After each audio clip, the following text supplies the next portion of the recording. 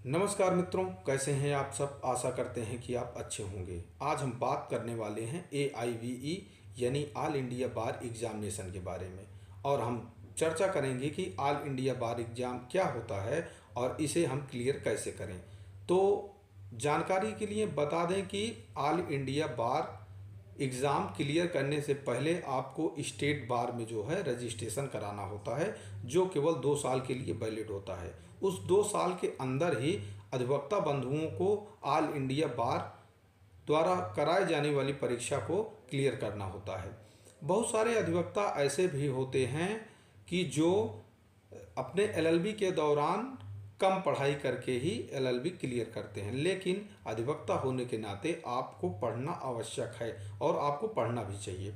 लेकिन बहुत सारी ऐसी परिस्थितियों के कारण आप अगर सही से अपने विषयों को पढ़ाई के दौरान नहीं पढ़ पाए हैं, फिर भी अगर आप ऑल इंडिया बार एग्ज़ाम क्लियर करना चाहते हैं तो यह वीडियो आपके लिए बहुत ही महत्वपूर्ण होने वाला है, क्योंकि आज हम बताएंगे कि ऑल इंडिया बार की परीक्षा कैसे होती है और इसे कैसे क्लियर किया जा सकता है।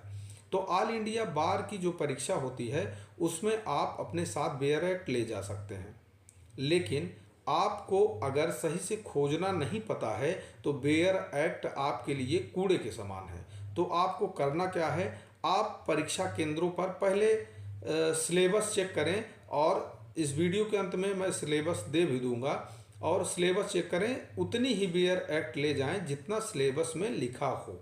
पहली चीज़, उतनी ही बेयर एक्ट ले जाएं जितना सिलेबस में लिखा हो। उसके बाद क्या करना है, उसके बाद आपको क्या करना है कि बेयर एक्ट लेने के बाद आपको बेयर एक्ट के इंडेक्स जो है ज़्यादा से ज़्यादा पढ़ना है। जो भी इंडेक्स में दिया है उस इंडेक्स को ज़्यादा से ज़्यादा पढ़ना है कि किस धारा में क्या लिखा है। बस इतना ही अगर आप पढ़ लिए कि किस धारा में क्या लिखा है तो आप इस एग्ज़ाम को क्लियर कर सकते हैं। लेकिन लगभग 19 सब्जेक्ट हैं, 19 सब्जेक्टों के अंदर भी कुछ सब्जेक्ट जो है कंबाइंड हैं, तो और ज़्यादा भी सब्जेक्ट हो सकते हैं। तो आप जबकि और दूसरी चीज़ ये है कि एक एक सब्जेक्ट में जो है 2-2, 300 धाराएं हैं, फिर भी नहीं याद होती हैं। तो उसके लिए आपको क्या करना है, इंडेक्स को बार बार पढ़ें।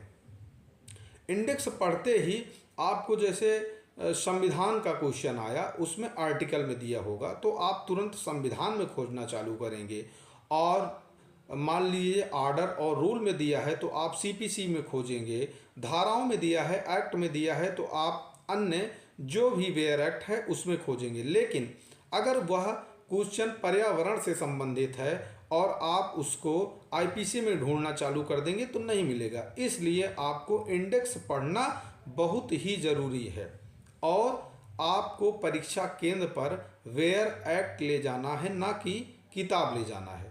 किताब और बेयर एक्ट में फ़र्क होता है। बेयर एक्ट जो है वो मूल विधि है, मतलब उसमें जो लिखा है उसी की परिभाषा दी होती है। लेकिन किताबों में बहुत सारे लीडिंग केस भी रहते हैं, पुराने केस भी रहते हैं, नए केस भी रहते हैं। केस की स्टडी करने के लिए आपको अलग से बुक परचेज करनी होगी, क्योंकि वहाँ पे लीडिंग क्वेश्चन ज़्यादा पूछे जाते हैं। तो आप केवल उसमें पकड़ पाएंगे नाम बनाम से, जैसे राजेश बनाम सुरेश, रमेश बनाम सुरेश, या और कोई जो भी लीडिंग केस होगा उसमें जो दिया रहेगा। उसके बाद उसमें तथ्य पूछता है कि इस केस में क्या हुआ, यह केस किससे संबंधित है, CPC से संबंधित है कि IPC से संबंधित है, और इस बार जो है जो नया 3 कानून नया जुड़ा है उससे भी क्वेश्चन आने वाले हैं। तो चाहे वो आप VNS और BNSS और एविडेंस भारतीय साक्ष्य अधिनियम, इसको भी आपको देखना होगा अच्छे से, तभी आप इस परीक्षा को क्लियर कर पाएंगे। तो इसलिए अगर आप पीछे नहीं पढ़े हैं तो आप अभी से ही इंडेक्स पढ़ना शुरू कर दीजिए, और ये सिलेबस आपके सामने है, सिलेबस देखकर आप अच्छे से इंडेक्स पढ़िए, आपकी परीक्षा क्लियर हो जाएगी, ये मेरी गारंटी है। और इस तरह की वीडियो देखने के लिए मेरे चैनल को लाइक, शेयर और सब्सक्राइब करें। धन्यवाद।